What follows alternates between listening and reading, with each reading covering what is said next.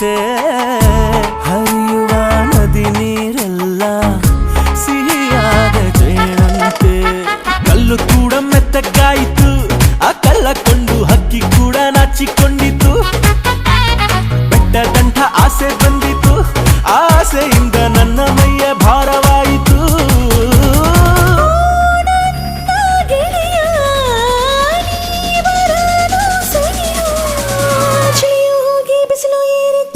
ನಿನ್ನಾಣೆ ನಾನು ಕತ್ತಲಲ್ಲೂ ಬೆಳಕ ಕಂಡೇನು